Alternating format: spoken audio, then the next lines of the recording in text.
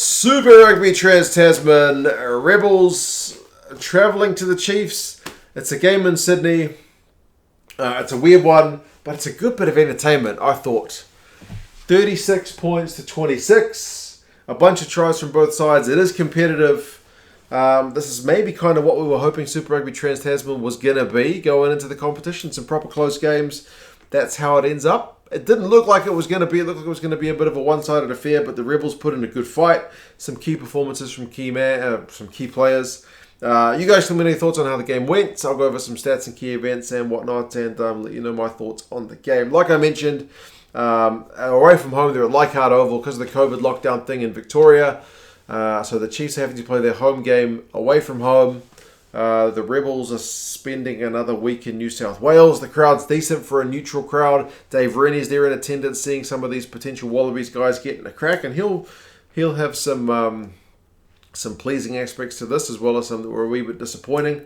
The Chiefs just opened the Rebels up early. They almost got a try from a scrum to Stevenson, but they chalked the first one off due to obstruction on 8 minutes. They got held up on 11 minutes. They eventually broke through on 16 minutes. Trask, and that one was Gatlin with a cross kick. The cross kick was a wee bit short, but Stevenson did well to get the ball to Trask. 5-0, they miss a conversion. Sullivan gets a pretty close one, but he gets tackled into touch from Anderson. So honestly, the Rebels were hanging on early, really hanging on.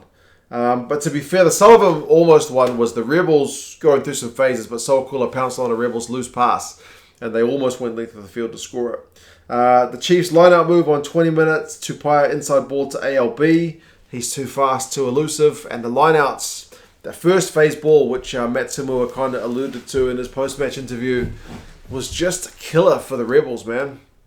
They couldn't stop the Chiefs from that first phase. The Chiefs, it was similar to the Highlanders game, where their line-out and scrum was just proving too hard to contain. 12-0, and ALB gets another one a few minutes later. Again, it's a line-out. They just go wide from one side of the field to the other from the line-out, and then back inside to ALB, who gets a second try, 19 points to 0. At that point, it's looking like it's going to be an absolute shellacking, but credit to the Rebels. Unbelievable scrum on 27 minutes. They're on the Chiefs' 5-metre line, and they just push them off the ball, man. Naisarani just has to fall over it to score a try at the back of that scrum. Unbelievable. Like, the Chiefs' scrum going into this one was the top-rated one in the comp. 19-7, and then a few minutes later, almost 10 minutes, I guess, Ely gets a try. Carter Gordon with a grubber and a regather. He gets his inside ball to Ely, and it's 19-12. They did miss a pretty straightforward conversion for that one. It was pretty disappointing for the Rebels, to be fair. And then Naisarani gets one more right before halftime. Samoa does a pretty smart thing because he taps it with his back to the Chiefs players 5 metres out. Passes it to Naisarani, who just hits the ball at a rate of knots. So by having his back to the Chiefs guys, maybe he caught them semi-unawares. Although they did put in a tackle on Naisarani, just couldn't stop what he was trying to do. So it goes into the sheds. 19 points apiece, man. Pretty good stuff. Possession and territory are pretty even. The run meters are all the Chiefs, and the Rebels' tackling percentage is not great. So the Chiefs will be pretty gutted about their missed opportunities in that first half, I would say. But you can't discredit the Rebels for really coming back into that latter period of the first half.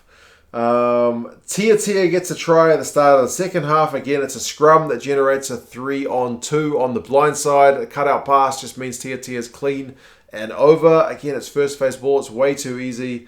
Defensively, that's the one area the Aussie sides are looking a wee bit suspect. Trask gets one on 53 minutes. It's his second of the game. Again, it's a line out. All Tupaia has to do is beat his first man, which he's pretty apt at doing. That generates an overlap. They go through the hands, and then it's 31-19. They missed the conversion, but again, they're looking pretty comfortable scoring kind of back-to-back tries. They did hit back, though, the Rebels, with Callaway getting a try to make it 31-26, and that was Naisarani, who I said in the preview needs a big game, man. He needs a big game, and he put in a good shift. He just picks up the ball at the back of a ruck and just plows ahead, gets well over the advantage line, so generates that go-forward ball for the Rebels. It's 31-26. The Chiefs actually get a yellow card warning not long later because the Rebels are putting them under all kinds of pressure. But the Chiefs are able to kind of defensively turn the screws on the Rebels, get some key turnovers, get themselves out of jail. And then Tia sets up another try. Was it Tia's one? I have to recheck my notes. Hold on a second. Yeah, I thought something was missing there. I had Tia's second try not on the board. Tia gets a try, 65 minutes. The hands from Soakula and Trask in the build-up. The TMO did have to check it, but everything was kind of all good.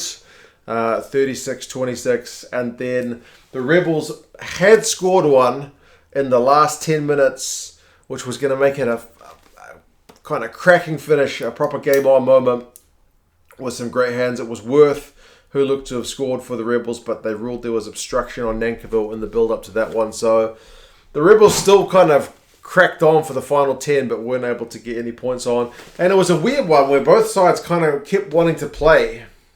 Like the game went well past the hooter. There was penalties both ways. Each side just kept having a crack, but nobody could score any points. So it's a 10-point difference in the end. The Rebels were really knocking on the door in the last 10, but couldn't convert. Chiefs defensively pretty strong. The Chiefs scrum was looking dangerous early in this one, but the Rebels, as I said, put their hands up and had some key moments of their own, so better than they were expected to do in that area. That's a positive. But the Chiefs line-out was just causing absolute havoc. First phase ball was a proper problem for the Rebels. And the Rebels, to be fair, honestly had too many isolated runners that was just easy pickings for the Chiefs to get those turnovers. So kind of their own worst enemies at times. You generate that go-forward ball, but he gets isolated from his own guys, and then, you're just getting turned over. Run meters finished 563 to 406. That's the Chiefs winning that one, but the Rebels have more possession, more territory.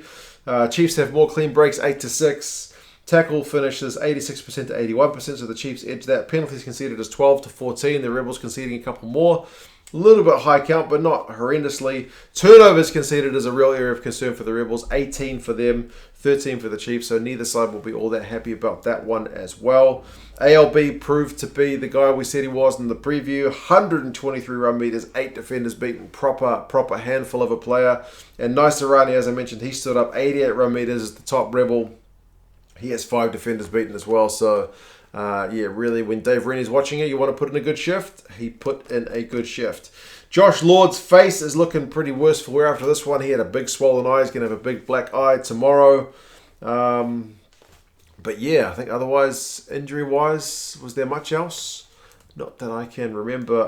The Chiefs are away to the Waratahs next week, so I'm assuming they're just going to stay in New South Wales. It would seem mad to come back to New Zealand after what we've seen happen when the Rebels decided to go back to Australia. And the Rebels are home to the Crusaders, and I would imagine with Victoria being in lockdown, they might end up in New South Wales again as well. But we'll wait and see. You guys let me know your thoughts. How do you reckon this will go? Does this mean the Crusaders will have a little bit more of a tough ask against the Rebels side next week to make things a little bit interesting at the top of the log? Because the Rebels at this point can only really play spoilers. And the Chiefs... again, probably disappointed not to get a bonus point, but with the loss last week, it was probably kind of not relevant anyway, but at least they went and got themselves a win in what was kind of a difficult position, having to play in their home away from home. But anyway, you guys have any thoughts?